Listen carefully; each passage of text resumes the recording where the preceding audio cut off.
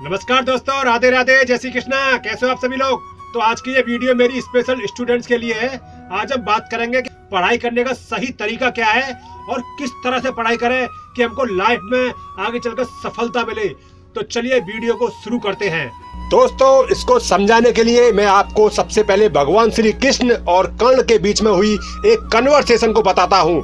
दोस्तों, आपको तो मालूम ही होगा कि जो कर्ण थे वह धनुर्विद्या में बहुत ज्यादा निपुण थे और उन्होंने खासकर अर्जुन से जीतने के लिए धनुर्विद्या सीखी थी, लेकिन युद्ध के अंत में अर्जुन से परास्त हो गए थे। तो भगवान श्री कृष्ण उनसे पूछते हैं कि हे अंगराज, तुमने शिक्षा को प्राप्त करने का प्रयत्न क्यों किया था? क्या शिक्षा के महत्व, उसके इम्पोर्टेंस को जाना था आपने?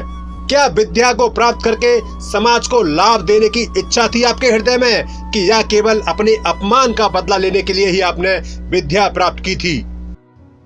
फिर भगवान श्री कृष्ण कहते हैं कि वास्तव में शिक्षा को ग्रहण करने के लिए मेहनत की तो जरूरत ही नहीं होती। केवल एकाग्रता मीन्स कंसंट्रेशन और समर्पण मतलब कि डेडिकेशन ही काफी है, क्योंकि ज्ञान तो हमारी आत्मा का सहज गुण, एक क्वालिटी होता है। और फिर भगवान श्री कृष्ण कर्ण से कहते हैं कि आप यह भी जान लीजिए कि विद्या प्राप्त करते समय मन एकाग्र क्यों नहीं रहता।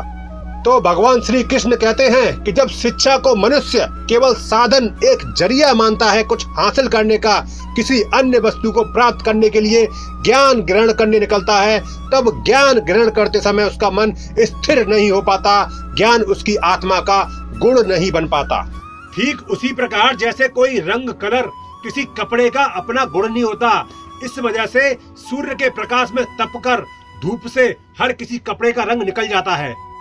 तो जो व्यक्ति अमूल्य ज्ञान का मोल जानकर ज्ञान प्राप्त करता है वह उत्तम बन जाता है, परंतु जो व्यक्ति कुछ और प्राप्त करने के रीजन से ज्ञान प्राप्त करता है वह जीवन भर श्रेष्ठ बनने के कंपटीशन में ही लगा रहता है, किंतु उत्तम कभी नहीं बन पाता।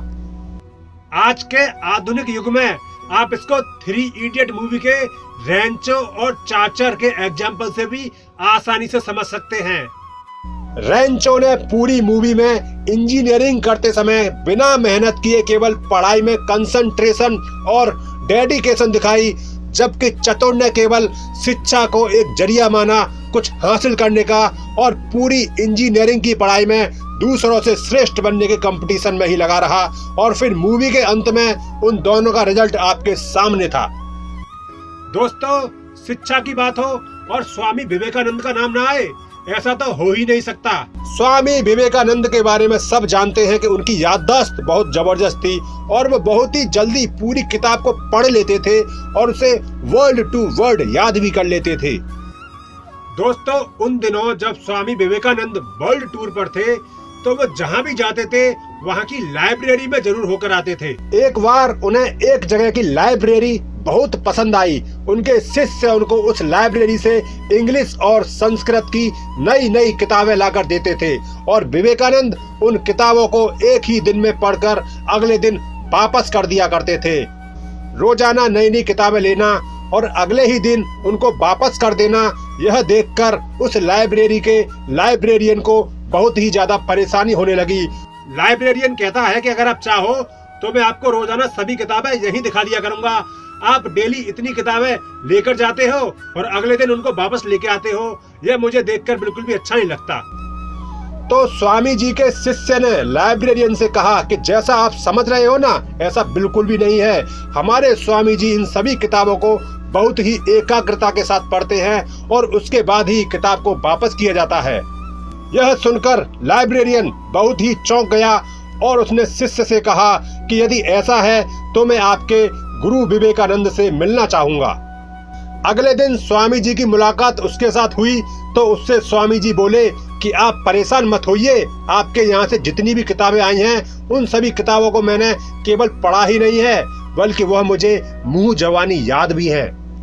यह कहकर स्वामी जी ने लाइब्रेरियन को उसकी सभी किताबें वापस कर दी और किताबों में मौजूद इम्पोर्टेंट कंटेंट उन्होंने मुंह जवानी उसको एक एक शब्द सुना भी दिया। इससे लाइब्रेरियन आश्चर्यचकित हो गया और फिर उसने उनकी तेज याददाश्त का रहस्य पूछा। तो स्वामी विवेकानंद जी बोले कि किसी भी चीज को पूरे फोकस के साथ थॉटलेस किया जाए तो वह पूरी तरह से आपके दिमाग की मेमोरी में स्टोर हो जाती है। आपका दिमाग फिर उन चीजों को कभी भूलता नहीं। दोस्तों, उसके लिए आवश्यक है कि आपको अपने मन और दिमाग की शक्ति को पहचानना, और यह शक्ति ध्यान और अभ्यास से ही आती है। और आप यह बात तो जानते ही होंगे कि स्वामी विवेकानंद बहुत ज्यादा ध्यान किया करते थे। उन्हें जब भी समय मिलता था वह या तो किताबें पढ़ा करते थे या फिर गहरे ध्यान में लिप्त होते थे। तो दोस्तों, स्वामी विवेकानंद ने हर छात्र से कहा था कि उठो, जागो और तब तक मत रुको जब तक तुम्हें तुम्हारा लक्ष्य प्राप्त ना हो जाए। तुम जो सोच रहे हो उसे अपनी जिंदगी का विचार बनाओ, उसके बारे में सोचो, उसके लिए सपने देखो और उस विचार के साथ जियो। तुम्हारे दिमाग में, तुम्हारी मांसपेशियों में, तुम्हारी नसों में और तुम्हारे शरीर के हर हिस्से में वह विचार भरा होना चाहिए। यही सफलता का सूत्र है।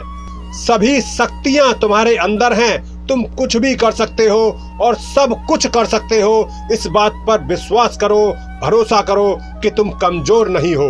अगर तुम्हारे दिमाग और दिल के बीच में संघर्ष चल रहा हो तो तुम्हें वही करना चाहिए जो तुम्हारा दिल कहता है। यह सभी स्वामी विवेकानंद जी के वह विचार हैं जिन्होंने भारत के युवाओं के मन में स्वाभिमान और स्वतंत्रता के बीज बोए थे। तो दोस्तों, मैं आशा करता हूँ आपको मेरी दी हुई जानकारी बहुत अच्छी लगी होगी। अगली बार फिर मिलेंगे। तब तक के लिए जय श्री कृष्णा, राधे राधे, जय हिंद, जय भारत।